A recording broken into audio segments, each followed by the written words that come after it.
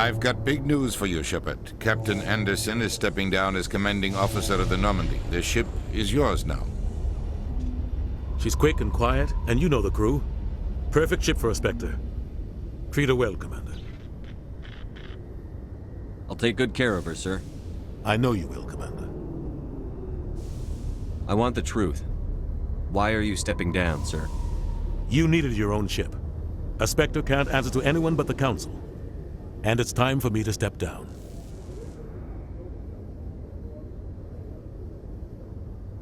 Come clean with me, Captain. You owe me that much. I was in your shoes 20 years ago, Shepard. They were considering me for the Spectres.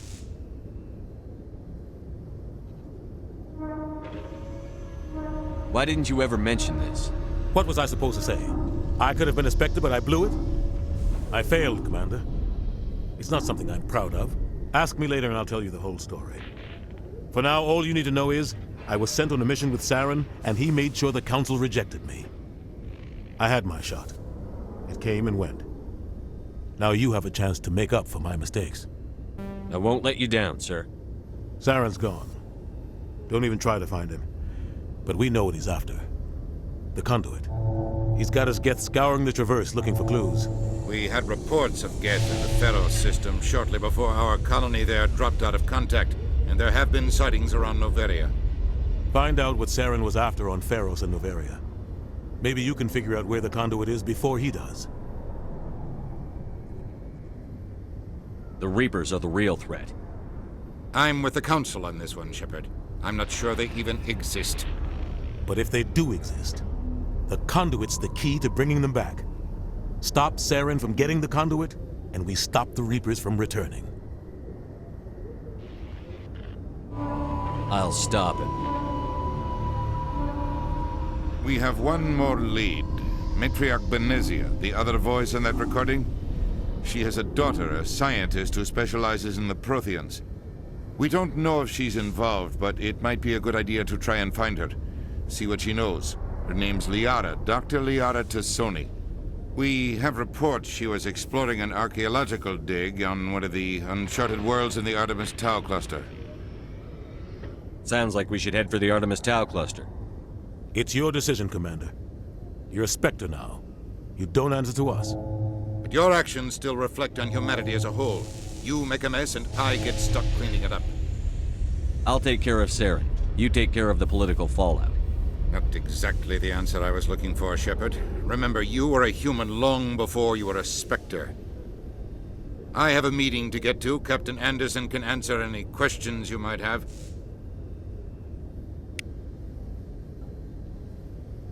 Yes, Commander? How are you holding up? Honestly, this isn't how I pictured my career coming to an end. Pushing papers really isn't my thing, but you're the one who can stop Saren. I believe in you, Shepard. If that means I have to step aside, so be it.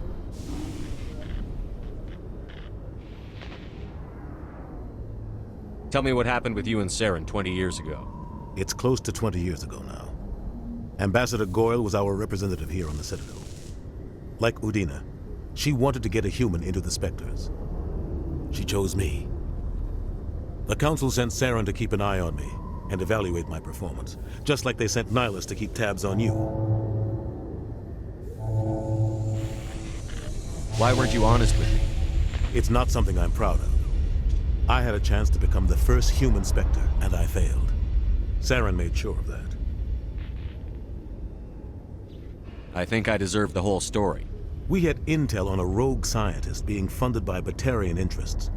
He was trying to set up a facility to develop illegal AI technology out in the Verge. Alliance intel had done all the work, but the Council wanted a Spectre involved. We compromised. I was assigned to help Saren in his investigation. We tracked the scientist to a refining facility on Kamala. He was hidden away somewhere inside, protected by an army of Batarian mercenaries. The plan was simple. Sneak into the plant, capture the scientist, sneak back out. Quick, quiet, and a minimum of bloodshed. I'm guessing things didn't go as planned. Saren and I split up to cover more ground. Then about halfway through the mission, there was a massive explosion in the refinery core. Officially, it was ruled an accident, but I think Saren detonated it on purpose to draw off the enemy guards. How many casualties? The explosion tore the refinery to shreds. The whole place was on fire. Black chemical clouds poured out into the atmosphere. Nobody inside survived. There was a camp for the workers and their families nearby. Between the fires and the toxic fumes, the final death count was over 500. Mostly civilians. Saren didn't care. The target was eliminated, mission accomplished, and I ended up taking the blame. That ended all talk of me joining the Spectres. Saren caused the explosion. How'd he pin it on you? In his report, Saren accused me of blowing his cover. He said it was my fault the guards were ready for us. He claimed that's why it turned into a massacre. Saren's report was all the proof the Council needed to kill my chances of becoming a Spectre.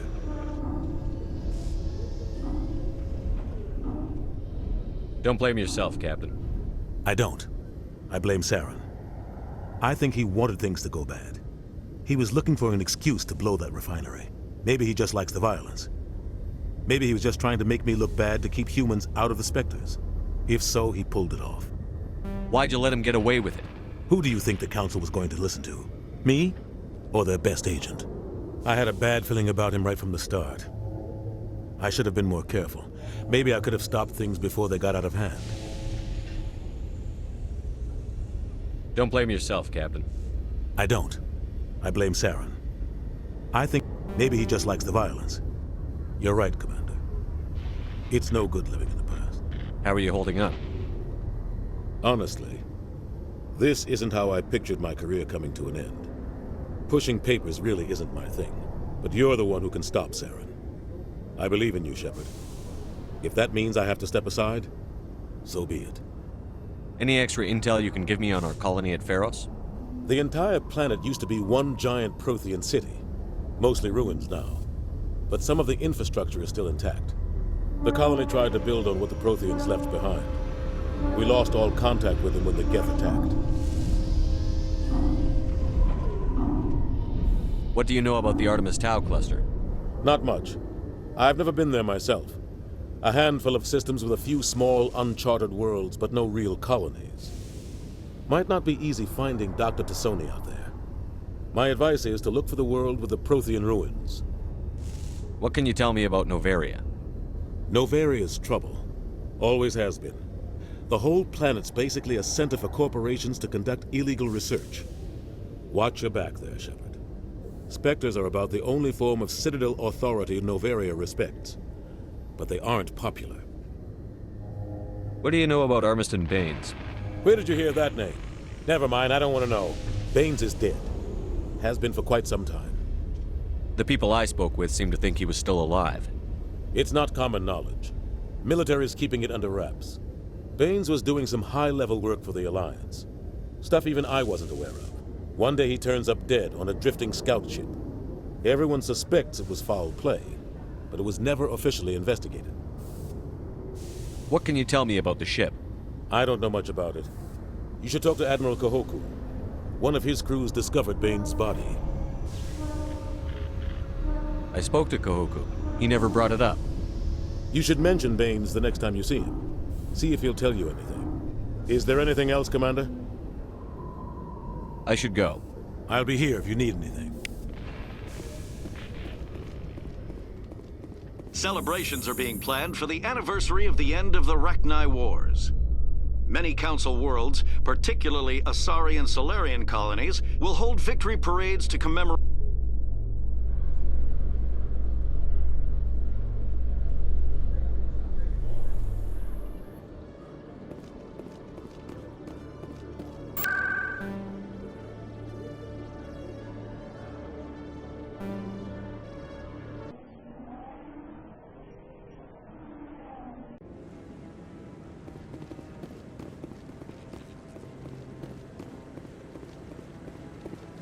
No, I'm waiting. Commander, any luck finding my recon group? Captain Anderson said you had information on Baines. Not as much as I'd like to. One of my crews found him, frozen stiff on board a derelict vessel. The missing recon group? The one I sent you to find? They were scouting the system we found Baines' ship in.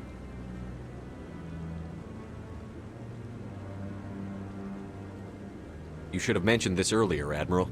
Baines is already dead. It's too late for him. I'm only concerned about my team. Someone has to find them. Please, Shepard, I'm counting on you.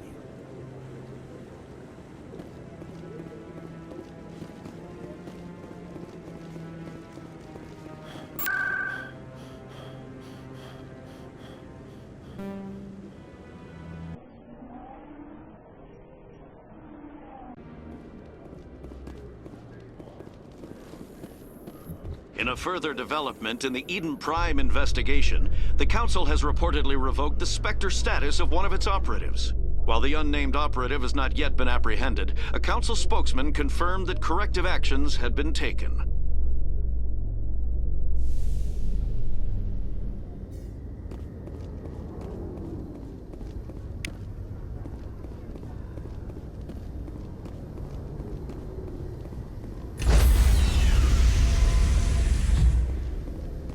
Stand by, shore party. Decontaminate. I heard what happened to Captain Anderson. Survives 100 battles and then gets taken down by backroom politics. Just watch your back, Commander. Things go bad on this mission, you're next on their chopping block. Captain Anderson should be the one in charge. It's like I'm stealing the ship from him. Yeah, the captain got screwed. But it's not like you could have stopped it. Nobody's blaming you. Everyone on this ship's behind you, Commander. 100%. Intercom's open.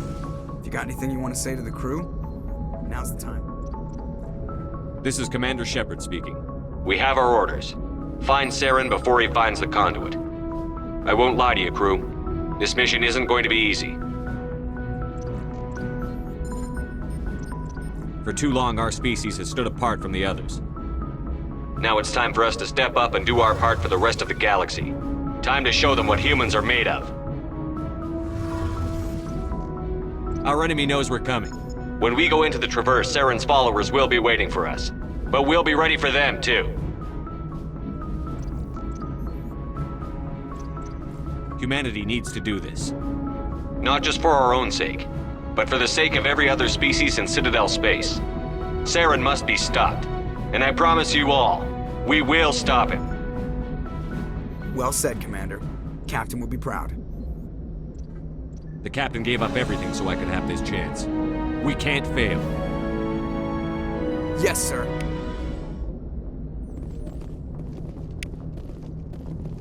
Commander, something you need? How's the Normandy performing? Is she everything they said she'd be? She's the best ship in the fleet. If you've got a pilot who knows how to handle her. Balance isn't what you'd expect. Takes a while to get used to that oversized drive core we got stuffed in the back, and her power can sneak up on you if you're not careful. The Normandy's probably too much ship for your average Alliance pilot, Commander. Lucky for you, I'm anything but average. I like to know my crew. Mind if I ask you a few questions? I can see where this is going. You did a background check on me, didn't you? Well, I'll tell you the same thing I told the captain. You want me as your pilot. I'm not good.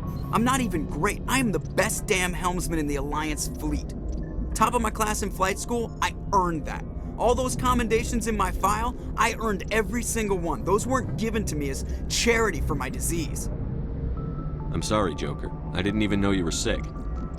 You mean you didn't know? Oh, crap. Okay, I've got Vrolik syndrome, brittle bone disease. The bones in my legs never develop properly. They're basically hollow, too much force and they'll shatter. Even with crutches and my leg braces, it's hard to get around. One wrong step and crack! It's very dramatic, but I've learned to manage my condition, Commander. Put the Normandy in my hands and I'll make her dance for you. Just don't ask me to get up and dance unless, you like the sound of snapping shin bones. I need to know more about this Vrolik syndrome if I'm putting my ship in your hands. Yeah, of course you do. It's an extremely rare condition. Nobody knows exactly what causes it. Genetic, maybe. It's treatable, but there's no cure. They classify my case as moderate to severe. I was born with over a dozen fractures, hip, thighs, ankles. My bones were already breaking in the womb. 100 years ago, I wouldn't have survived past my first year. Lucky for me, modern medical science has turned me into a productive member of society. You're not gonna break a bone trying to fly the ship, are you? I don't fly with my feet, Commander, so I'm fine as long as I'm in this chair. I gotta be real careful when I get up to take a piss, though. I can do my job as well as anyone on the ship. Better, actually. So don't worry about it. I'm not trying to make you uncomfortable. Let's talk about something else. Whatever you want, Commander. I need to know more about this Vrolik syndrome if I'm putting my ship in your hands. Yeah, of course you do. 100 years ago, I wouldn't have survived past my first year. You're not gonna break a bone trying to fly the ship, are you? I don't fly with my feet, Commander, so I'm fine as long as I'm in this chair. I gotta be real careful when I get up to take a piss, though. I can do my job as well as anyone on the ship. Better, actually. So don't worry about it. I'm not trying Whatever to you make... want, Commander. Why does everyone call you Joker? It's a lot shorter than saying Alliance Flight Lieutenant Jeff Moreau. Plus, I love to make little children laugh. You're dodging the question. Look, I didn't pick the name. One of the instructors in flight school used to bug me about never smiling. She started calling me Joker, and it stuck. Why didn't you ever smile? Hey, I worked my ass off in flight school, Commander. The world's not gonna hand you anything if you go around grinning like an idiot. By the end of the year, I was the best pilot in the academy, even better than the instructors, and everybody knew it. They'd all got their asses kicked by the sickly kid with the creaky little legs. One guess who was smiling at graduation?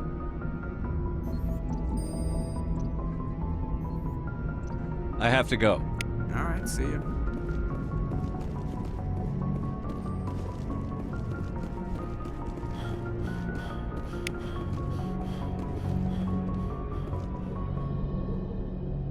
If anyone has to take over for Captain Anderson, I'm glad it's you. I'm not sure about having non-humans on our ship, though. We're all on the same team here, Presley. With all due respect, sir, that's what they said about Nihilus. Look how that turned out. I'm in charge here, Presley. I decide if we have non-humans on this vessel. Yes, sir. Understood, sir. Speak freely, Presley. I want to know if you have a problem with non-humans. It's not that, Commander. Humanity has always handled its own problems. Saren attacked one of our colonies. We should be the ones to stop it. We don't need their help. Some people think asking for help is a sign of weakness. That's just being stupid and stubborn. No matter how strong you are, allies can make you stronger. I guess so. Maybe I'm just stuck in the old ways of thinking. But don't worry, Commander. This won't be a problem. Carry on, Presley. Yes, sir.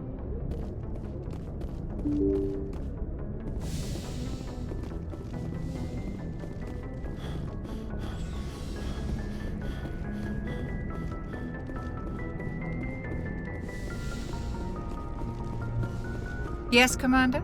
Is there something you need? How did you end up serving on an Alliance ship? I enlisted right out of med school. Earth always seemed boring to me. Too safe, too secure. I figured the colonies were teeming with exotic adventure. I wanted to travel the stars, tending the wounds of tough soldiers with piercing eyes and sensitive souls. Turns out military life isn't quite as romantic as I'd imagined. But humanity needs the Alliance if we want to keep expanding through the Traverse, and the Alliance always needs good doctors. So I stayed on to do my part. Ever think you made the wrong choice? Sometimes I think about opening a private practice back on Earth, or maybe taking a position at one of the new med centers out in the colonies. But there's something special about working on soldiers. If I left the Alliance now, I'd feel like I was abandoning them. How well do you know the Lieutenant? I'd never worked with him before this mission. But he has an impressive service record, over a dozen special commendations. Tends to keep to himself, though. Maybe because of the headaches. It's not easy being an L2. What does that have to do with it? Well, most biotics now use the L3 implants. Lieutenant Alenko was wired with the old L2 configuration. Sometimes there are complications. What kind of complications? Severe mental disabilities, insanity, crippling physical pain. There's a long list of horrific side effects. Caden's lucky. He just gets migraines. I should go. Goodbye, Commander.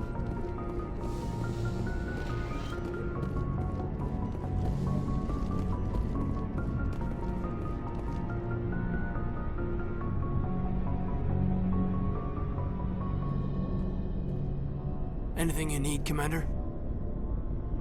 Just trying to get a sense of where the crew's at. Thoughts? I've wasted enough of your time for now, Commander. We'll have time for personal debriefings later. What's your opinion on the last mission? I don't see how we could have done things any better. At least not without getting to Eden Prime sooner. and we were on the scene faster than any other Alliance ship could have been. We'll talk another time, Lieutenant. Commander?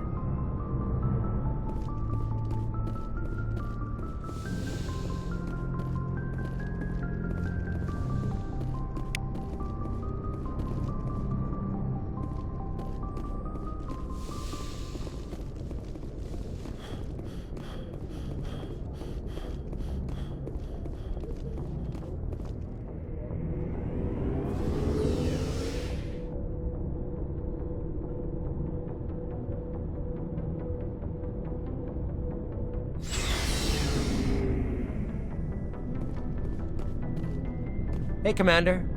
Looking for some extra supplies before you head out? What have you got?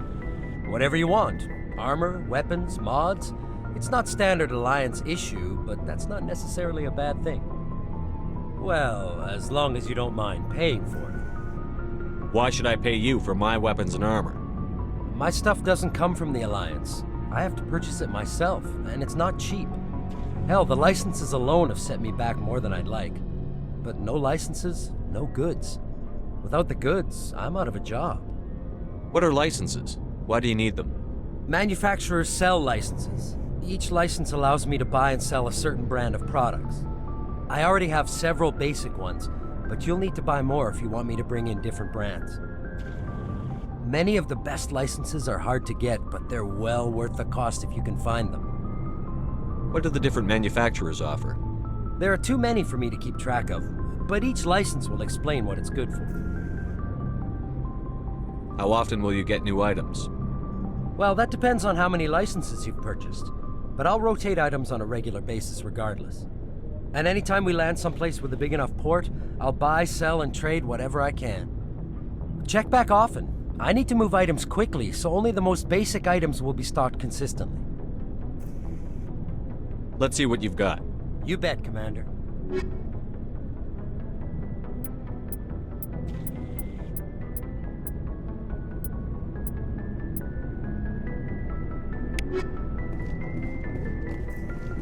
Thanks for bringing me on board, Commander. I knew working with the Spectre would be better than life at CSEC. Have you worked with a Spectre before? Well, no, but I know what they're like. Spectres make their own rules. You're free to handle things your way. At CSEC, you're buried by rules. The damn bureaucrats are always on your back. For the most part, the rules are there for a reason. Maybe. But sometimes it feels like the rules are only there to stop me from doing my work. If I'm trying to take down a suspect, it shouldn't matter how I do it, as long as I do it. But CSEC wants it done their way. Protocol and procedure come first. That's why I left.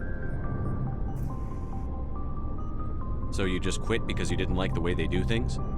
There's more to it than that. It didn't start out bad, but as I rose in ranks, I got saddled with more and more red tape. CSEC's handling of Saren was typical. I just couldn't take it anymore. I hate leaving. I hope you made the right choice. I'd hate for you to regret it later. Well, that's sort of why I teamed up with you. It's a chance for me to get off the Citadel, see how things are done outside CSEC. Either way, I plan to make the most of this. And without CSEC headquarters looking over my shoulder, well, maybe I can get the job done my way for a change. If getting the job done means endangering innocent people, then no. We get the job done right, not fast. Got it? I wasn't trying to. I understand, Commander.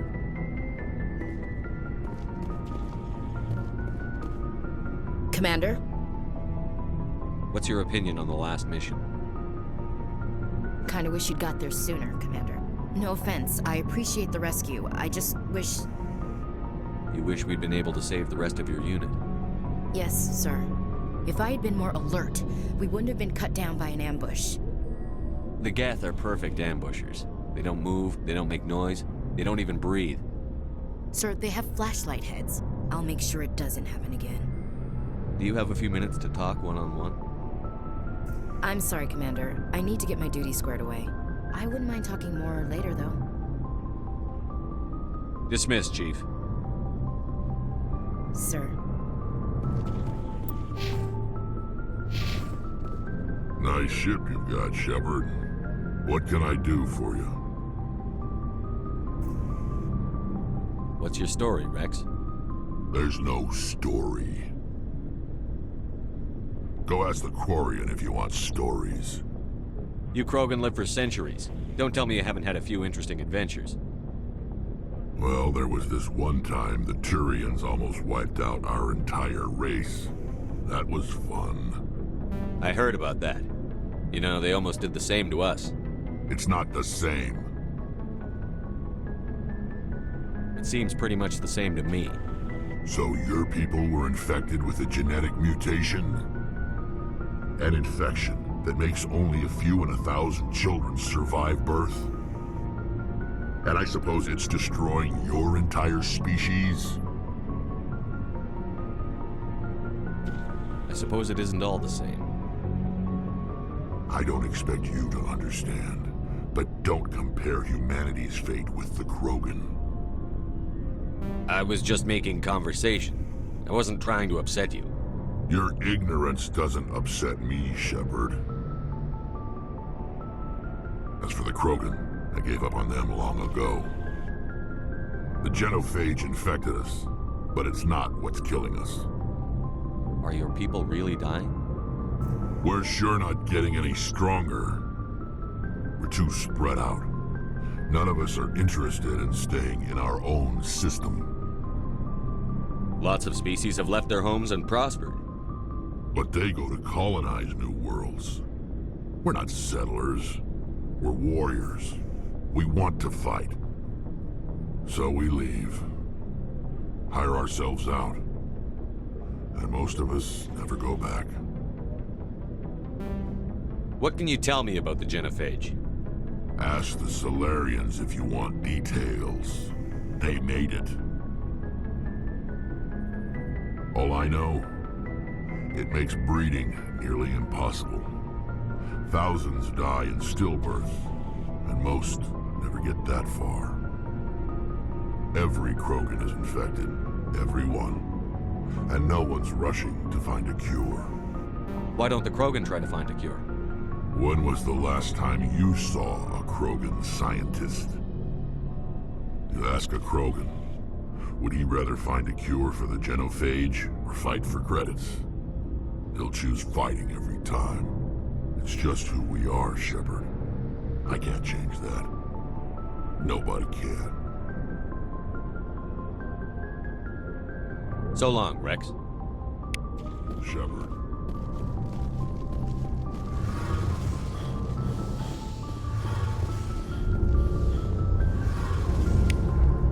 Hey, Commander, you know that Quarian, Tally? She's been spending all her time down here asking me about our engines. I'll tell her to leave you alone.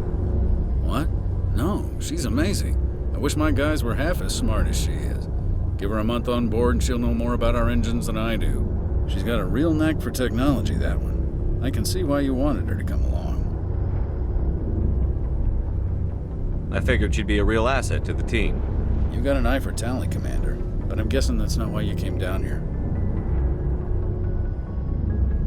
Fill me in on the IES stealth systems. How does it work exactly? You can't hide a ship out in space. They emit too much heat and radiation. Too easy for sensors to pick them up, unless you find a way to capture those emissions.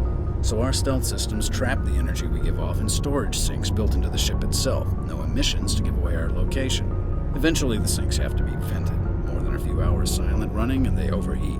Cook us inside our own hull. There's no way for anyone to detect us? A visual scan can still pick us up. Anyone looking out a window can see us plain as day. But you have to be pretty close to get an actual visual out in space. Most vessels rely on scanners. As long as the stealth systems are engaged, they can't see us. Not unless we accelerate to FTL speeds. Why doesn't it work with faster-than-light travel?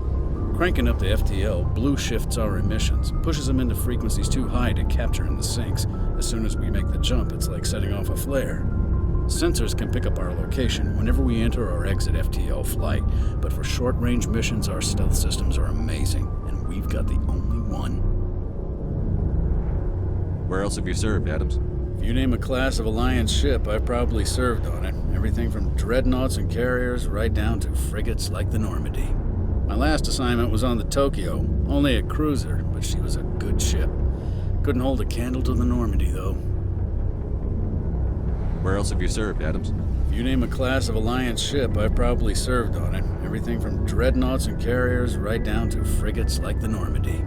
My last assignment was on the Tokyo, only a cruiser, but she was a good ship. Couldn't hold a candle to the Normandy, though. I want to know more about the Normandy. She's the best ship I've ever served on, probably the fastest vessel ever designed. And she's the only one using the new Tantalus drive core. What's so special about the Tantalus drive core? Proportionally, it's about twice the size of any other vessel. Not only are we faster, we can run at FTL speeds longer before we have to discharge the core. Carry on, Adams. Aye, aye, Commander. Your ship's amazing, Shepard.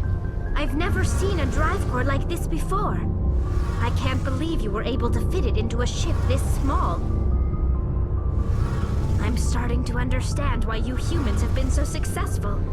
I had no idea Alliance vessels were so advanced. The Normandy's a prototype. Cutting-edge technology. A month ago, I was patching a makeshift fuel line into a converted tug ship in the flotilla. Now, I'm sitting on board one of the most advanced vessels in Citadel space. I have to thank you again for bringing me along. Traveling on a vessel like this is a dream come true for me. I had no idea you found ship technology so interesting. It comes with being a Quarian. The migrant fleet is the key to the survival of my people. Ships are our most valuable resource. But we don't have anything like this. We make do with cast-offs and second-hand equipment. We just try to keep them running for as long as we can. Some of the fleet's larger vessels date all the way back to our original flight from the Geth. I can't believe your fleet's still using ships that are 3 centuries old. They're constantly being repaired, modified, and refitted. They aren't pretty, but they work. Mostly.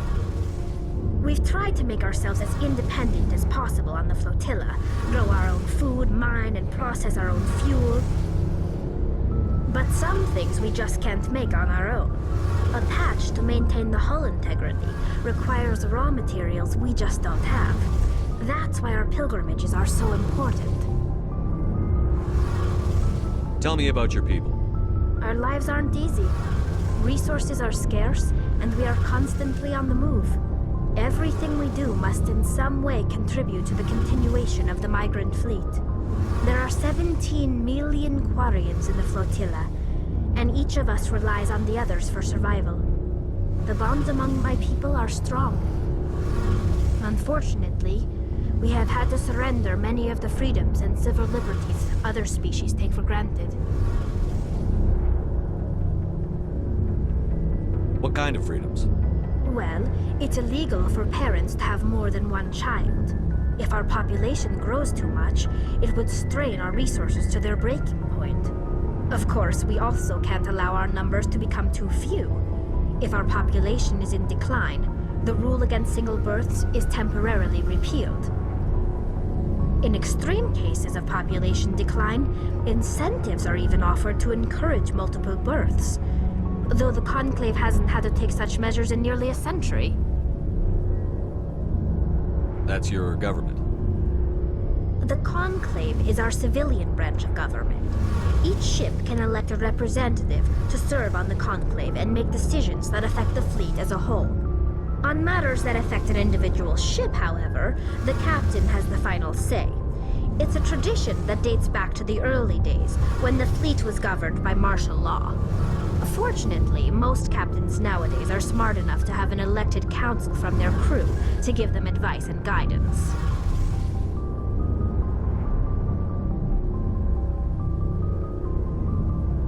So the ultimate power rests with elected officials. In practice, the Conclave and the respective council for each ship tend to set the rules that govern our daily lives. But in theory, we are still under military jurisdiction. The 5 top-ranking military officials in the fleet serve on the Admiralty Board.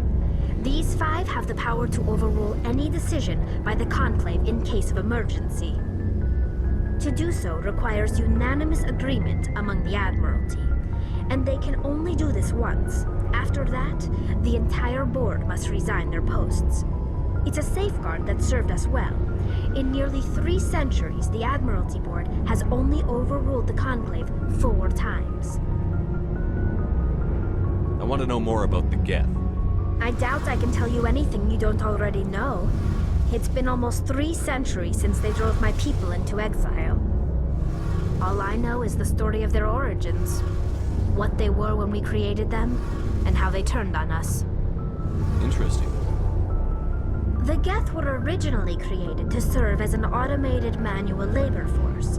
Initially, their intelligence was as limited as any VI. Over time, we made small modifications to their programming to allow them to perform more varied and complex tasks, bringing them closer and closer to true AI status. How come the Council didn't step in and stop you? This wasn't true AI research. We may have been skirting the bounds of the law, but we never did anything that was actually illegal. The changes were so insignificant, so gradual, that we were able to control them. Or so we thought. But one thing we underestimated was the power of the neural network. A million Geth thinking simultaneously created an inherently unstable matrix. So, the Geth share brain power? Many of the Geth's logic systems were designed to work in concert with other nearby Geth. Basically, the more of them you have in the group, the smarter they are.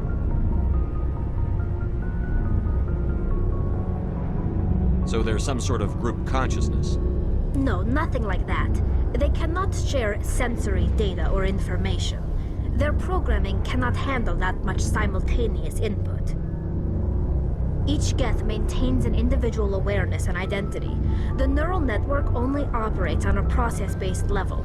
It's basically the synthetic equivalent of a subconscious. But when they're in close proximity, they can coordinate low-level functional processes, freeing up more capacity for original or independent thought. That doesn't make any sense. I'm probably oversimplifying. The Geth are incredibly advanced and complex creations. All you need to know is that they get smarter when they gather in large numbers. As we built more and more Geth, their effective intelligence became more sophisticated, more abstract. One day, a Geth began to ask its Quarian overseer questions about the nature of its existence. Am I alive? Why am I here? What is my purpose? As you can imagine, this caused a near panic among my people. I don't see what's so bad about those questions. The Geth were created to engage in mundane, repetitive, or dangerous manual labor. That's fine for machines, but it won't satisfy a sentient being for long. The Geth were showing signs of rudimentary self-awareness and independent thought. If the Geth were intelligent, then we were essentially using them as slaves. It was inevitable the newly sentient Geth would rebel against their situation. We knew they would rise up against us, so we acted first. A general order went out across all Quarian-controlled systems to permanently deactivate all Geth. The Geth responded to this order violently. You can't blame them for fighting for their survival. We had no other choice. The Geth were already on the verge of revolution. By acting quickly, we had a chance to end the war before it began. The hope was that most of the Geth would still be little more than machines, incapable of organized resistance. But they had progressed much further than anyone anticipated. The war was long and bloody. Millions upon millions of Quarians died at their hands. In the end, we were forced to flee our own homeworld. We feared the Geth would pursue us, but they never came beyond the veil. Now we drift through space, exile, searching for a way to reclaim what was once ours. It's hard to feel sorry for you. Your ancestors tried to wipe out another species.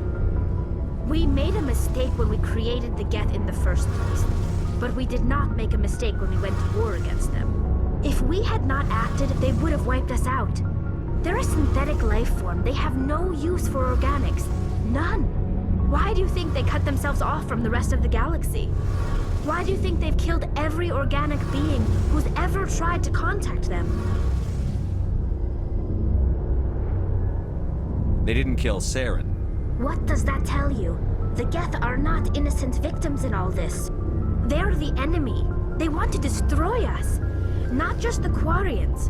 All organic life. That's why they've joined up with Saren. And that's why we have to stop him. I want to know more about the pilgrimage.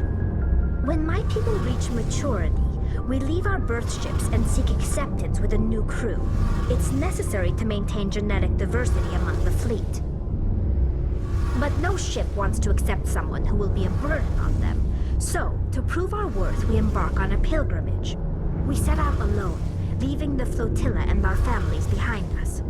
We only return once we have found something of value we can bring back to the fleet.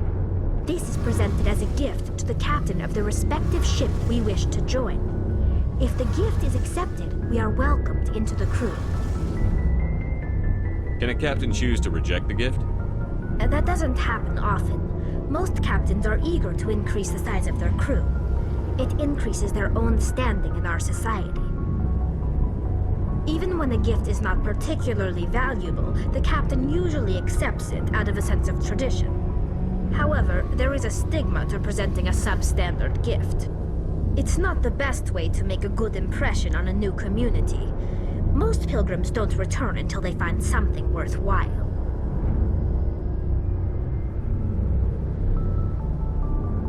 I can't believe they just send you off alone. It's not like they just cast us out. Before we leave, we are given lessons in how to survive outside the flotilla, and given gifts to help us on our journey. We also receive implants to fight off sickness and disease. Generations of living in an isolated and highly controlled environment have left our immune systems weaker than most. By the time we leave the fleet, we are well equipped for the pilgrimage. This is a rite of passage for all Quarians. If it were dangerous, our numbers would suffer. Virtually every pilgrimage ends with a triumphant return and the ritual presentation of the gift to one of the fleet's captains. I want to talk about something else. Like what? I should go. See you later.